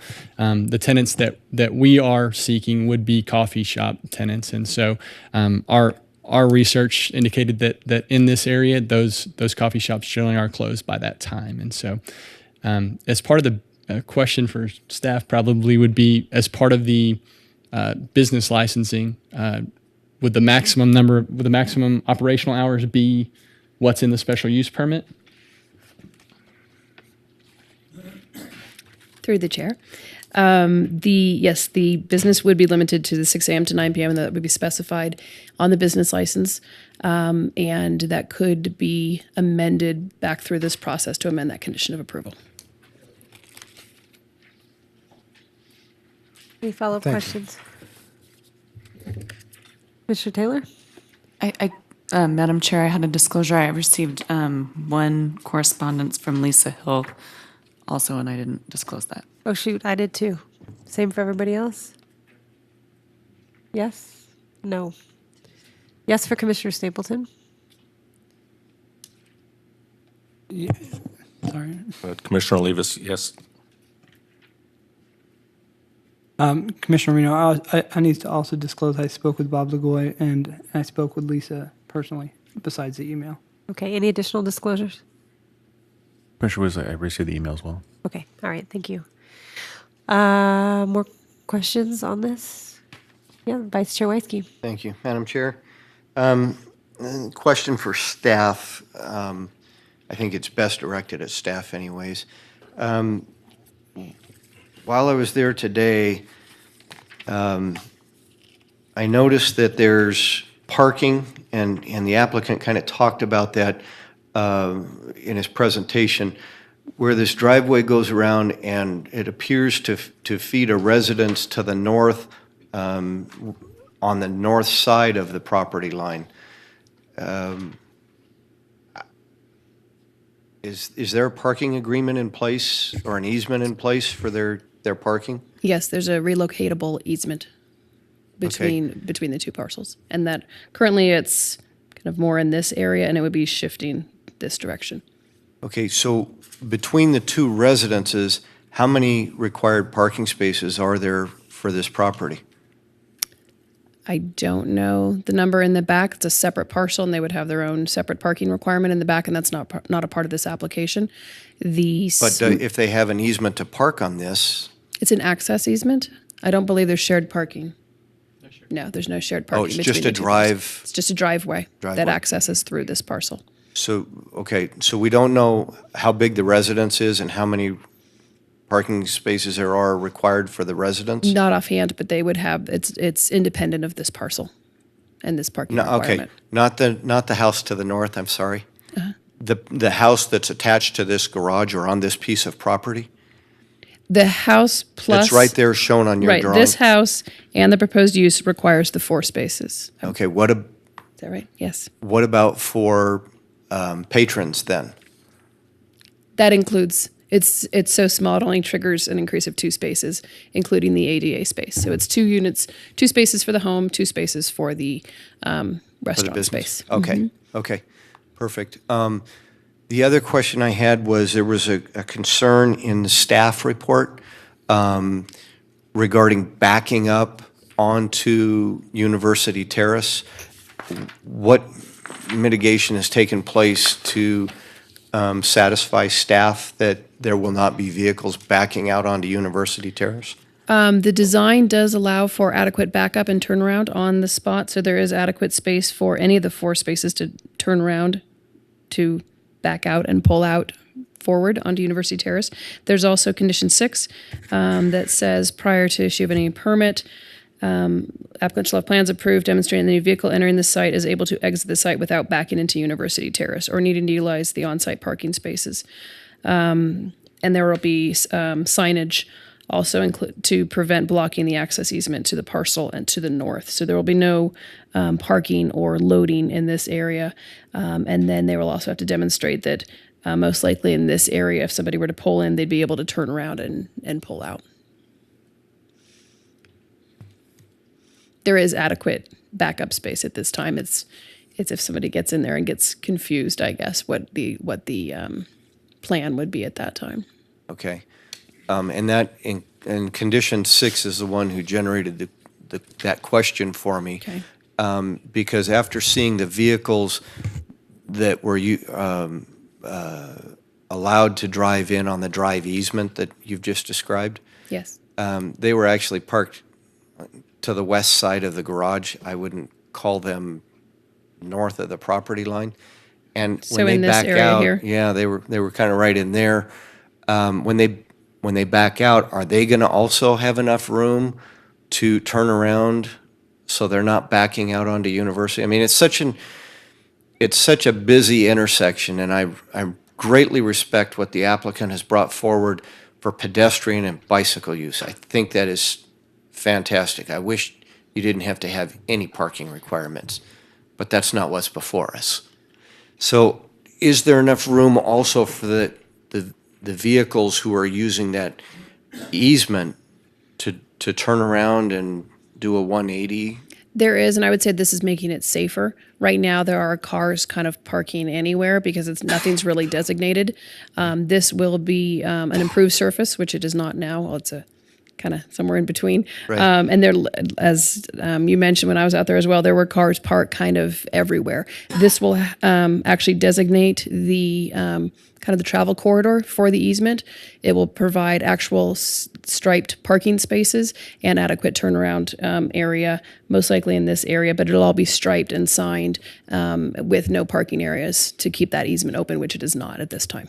Okay, thank you. No further questions. Yeah, Commissioner Madam Kaufman? Chair. Claudia, will that be signed specifically for the coffee shop? This signage would most likely have to include that. It says additionally sufficient on-site signage and markings must be included to prevent blocking the access easement to the parcel to the north. And I think that will include an overall sign package identifying where the access easement is and what parking spaces are designated for which parcel. So that would all be included in there to make sure that it's very clear for access and parking. Other questions? I have a question about the restaurant with alcohol service, just to address the alcohol issue that was brought up. Is a restaurant with alcohol service different than a use that's just a restaurant? Is there a distinction between a restaurant and a restaurant with alcohol service? There is. They're two separate uses listed in the Okay. land use table, and they're allowed differently in different zoning districts. Okay. So this specifies a restaurant or a restaurant with alcohol service as opposed to a bar. Right, is allowed with an SUP. And that's different than a bar. Correct. And how do you define, just to assure us that this isn't going to turn into, say, after 8:15 at night, That crazy a place with 45 just minutes. kids doing shots? What is the balance that's required so that it doesn't turn into a bar? Does there have to be a certain percentage that's There has to be food service? served at all times. There has to be food served at all. So there has to be some croissants behind the counter. There needs to be In some addition to food the wine. provided. Yes. Otherwise, if there's Okay. no food provided, then it does become a bar. And it can't just be like bar snacks. It has Correct. to be. No- It's not like no a percentage. bowls It of just says goldfish on the food of table. any kind. Has to Okay. be, yes, a Okay. food menu of some sort. And to change to a bar, it would require, again, a different permit. I don't believe a bar is allowed in a zoning district. This is Okay. MF, it's not. It's MF 30 in the West University Neighborhood Plan area, which allows for this use. The trigger for the special use permit came up with residential adjacency, but the restaurant is allowed. A bar would not be allowed in the MF 30. And then to change the hours, would it require an amendment to the SUP? Yes, an And would that amendment to have the to come back condition. to Planning Commission? Correct. Okay, thanks. Other questions? Yep, Commissioner Olivas? Commissioner Olivas. So we're looking at the garage, basically. What about the house? This special use permits for the whole property. What if there were any changes? What would have to? The special use permit is for the restaurant in the garage structure. Specific to It is, that. yes. It does. The special use permit, we notice it for the entire parcel, but it is clearly specified and identified in the staff report that is just for the garage area. That's all it's parked for also. If they were to expand into the house portion of it, that's going to probably double their parking requirement, and they don't have the space for that. Okay, thanks. You're welcome. Other questions?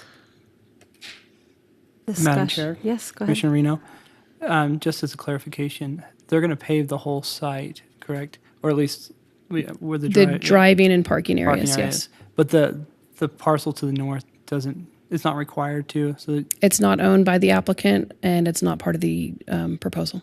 okay, so, all right, thank you. You're welcome. Other questions? Any discussion? Sorry, I have one more question about the alcohol Reno? service, Commissioner Reno. So it's my understanding from the applicant that it's not going to be required, you're not going to have alcohol right now, per se, it's going to be a coffee shop.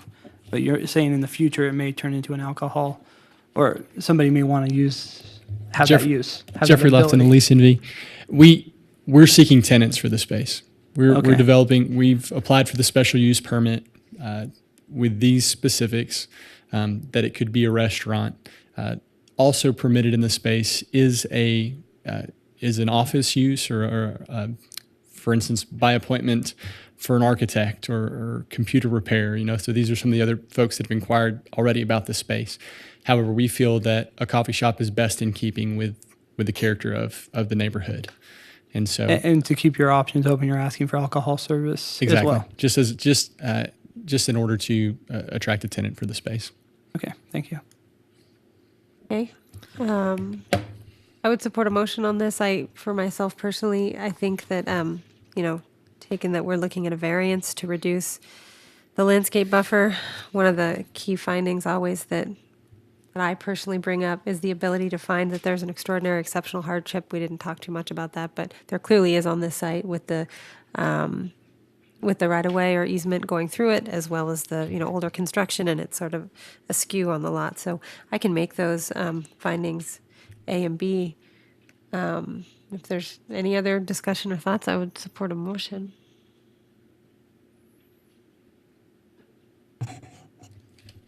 Commissioner Reno, I'll make a motion. In the case of LDC 15000011, 921 North Sierra Street Coffee Shop, based upon compliance with the applicable findings, I move to approve the special use permit and variance subject to conditions, and I can make the findings for both. Madam Okay, a second. Chairman, I think that should be two motions, one for the special use permit, one for the variance. I was just going to ask that, but the motion Yeah, says do we have to both. split Do it? we need to, Claudia? Yes. Please. Okay, Okay, thanks. so I'll do it for the special use permit. I'll second that motion for the special use permit, and I can make all the findings. Any discussion before we take a vote? All in favor? Aye. Any opposed? Aye, sorry. Motion passes unanimously. Do I have another motion? Oh, yeah, I'll make it too. In the case of LDC 15000011, 921 North Sierra Street Coffee Shop, based upon compliance with applicable findings, I move to approve the variance subject to conditions, and I can make the findings. Do I have a second? Commissioner Kaufman, I'll second that motion. I can make all the findings. Any discussion? All in favor? Aye. Aye. Any opposed? Motion passes unanimously. Thank you. Thanks for the great presentation. Good luck with your project. Okay, next item on the agenda is LDC 15-00010, TMCC IGT Applied Technology Center variance. Do we have staff? I'm just or- going to make a quick interruption. You sure you don't want to take a break before we get into this? Just kidding. I think we're good, but thanks for the Madam Chair, consideration. just for the record, apologies. John Shipman, Deputy City Attorney. Could you just read the appeal Oh, language? shoot. Okay, yes. Any action taken by the Planning Commission on a tentative map, special use permit, variance, or skyway is final unless appealed. Any person aggrieved by the decision may file an appeal. Each person or entity must make its own appeal. Appeals must be filed with the city clerk within 10 days of the Planning Commission hearing by submitting the appropriate form and fee. All other matters will be forwarded to the city council with the Planning Commission recommendation. Okay. So Go ahead. for the record, Angela Foos, we are actually going to request to continue this agenda item to next month. Okay. Was this already continued before, or was it postponed? It was continued previously for a noticing issue, and at this time we're continuing at the applicant's request. Okay, it was continued last time because of a noticing issue? Yes, that's true. And so do we have to take a vote on a continuance, right? Yes, please. Are we renoticing, or Do you have a date certain? So you're requesting a continuance because Let's leave it open. Okay. Rather We'll than date renotice, and certain. we will coordinate that with the applicant. Is there a timeline that you have to, after a continuance, bring it back? Let me think. Jonathan? No. We would ask that the applicant waive any time requirements on the review time. And Just for the record, Deputy City Attorney. So if the question is, does the project have any timelines? That's one question. Legally, I think, as Claudia mentioned, it'll just come back and be renoticed. So if we vote on a Unless- continuance, it can Yeah. come back in 5 years. What's that? So if we vote on a continuance, it can come back in 5 years. There's no time period beyond which. Any case has to stay active no more than 6 months. Okay, that was my question. Thank you. Do I have a? And actually, can we get that? I don't think you ever actually stated it. If you do waive the time for any review time. Yes, the applicant will waive the review time to come back. Okay. Do I have a motion? Madam Chair, Commissioner Weisky, in the case of LDC 15-00010, TMCC IGT Applied Technology Center variance, make a motion that we continue this and reschedule it for our next meeting or December meeting? Let's do time uncertain. Time So uncertain? no specific We will renotice. time. And be renoticed. Commissioner Reno, I'll second the motion. Any discussion? But that's within 6 months. It has to come back, right? Okay. Any discussion? All in favor? Aye. Aye. Any opposed? Okay, motion passes unanimously. I should open public comment on this just to make sure we do. Is there any public comment? Okay. I'll close public comment. Just to make sure. Next item on the agenda, item 7, Truckee Meadows Regional Planning Liaison Report. No update this month. Next item on the agenda, item 8, staff announcements. I don't have anything since I just saw you last week. But I do, no updates on cases or anything, I should say. I do have a quick announcement. We, again, received a very large number of cases this month's intake, so that would be for the December hearing. And thank you very much to the two cases and applicants who agreed to continue theirs to the January meeting to help with our agenda load, one person who happens to be in the audience at this time. And who's that? So thank you to Angela Foos and Ken Crater, actually, who both worked with their applicants to continue cases to the January meeting. It really helped out with our workload. So that being said, we still have 12 items on the December 4th agenda, which is a huge number of cases. We have reserved chambers for December 11th, which would be the following Thursday. That is still within the 65-day review period. That would probably be the last day we could review any cases. So we will, unless you have any other suggestions or requests, we plan to schedule all 12 items for the December 4th agenda. We will leave December 11th available on chambers, for chambers. We have that reserved. So if you do pass the 11 o'clock hour on the night of December 4th, you would have the ability to continue any items to the December 11th meeting, which would be the following Thursday. Being the holidays, having council meetings pushed up to the first and second Wednesdays of December, and a number of other meetings that are getting squished to the first part of the month, it is very difficult to reserve chambers and to get quorums and everything else that goes along with running a meeting, available time and getting everything together. So that seemed to be, we did, like I said, we pushed off those two that the applicants agreed to, and a couple others we were able to shift to different dates. So if you have any comments on that, that's how we currently have it scheduled. If you would like us to change it, we are open to suggestions.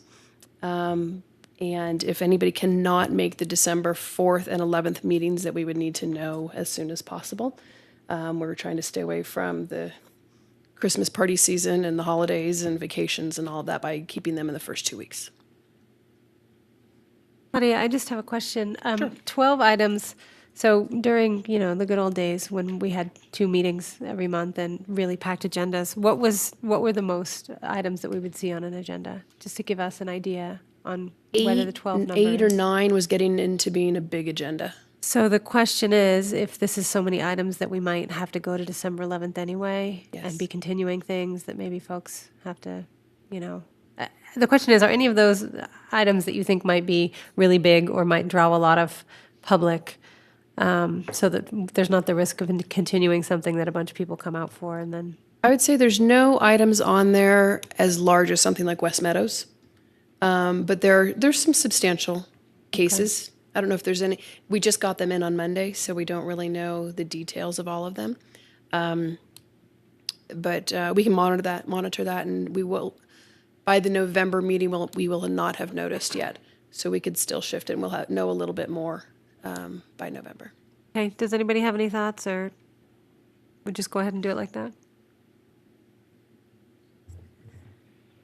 Commissioner Weisky, I would say, after having some history in a few years on this commission, along with Commissioner Kaufman and Commissioner Woosley sitting here so long, when we did have 2 meetings, 12 items is a long time. I would suggest people start clearing their December 11th agenda, and if it's a problem, start letting staff know now, so that if they need to look at anything or ask if an applicant could wait, they might start doing it now and planning ahead. Commissioner Leaves, I guess I'd be a little concerned without having been through that before. We basically will have to be prepared for the first meeting to hear everything. So that really, how can we shift that? I'd almost rather split that now. I mean, it's up to the commission. I think that's part of what Claudia's asking. Yeah. You can split it now or try to. I mean, without knowing what's on it, I Nibble mean, on. if there's some simple ones like tonight, we could power through it probably pretty easily, even with 12. But without knowing and without my experience, I guess throwing that out there too. Well, Commissioner Weisky, it's kind of a blind shot right now because staff doesn't really know what's been brought forward. They just know that because of the intake on Monday, that looks like there's 12 items on the agenda without anybody voluntarily giving up their date. Midnight, 1 o'clock in the morning is fun to say you've done it, but it's really not fun to live through. No, it's not. And we get past 10 and we get a little, well, I'll just speak for myself, get a little punchy. So what's you guys' preference? Do you want to wait and discuss it again next meeting? You won't have noticed by then, Claudia? We will know more, definitely by the November meeting, to discuss this more. I would request, if I could require, I would, clear your calendars for December 4th and December 11th. Okay. If you can. And please let Michelle know as soon as you can if there's a problem. Other announcements, Claudia? That's all I have tonight. Okay. Item number 9, Commissioner suggestions for future agenda items. Hearing none, we'll move on to the next item. Item number 10, public comment. Anyone would like to comment? There is none. Item 11, adjournment. Do I have a motion? So moved. Second. All in favor? Aye. You don't want to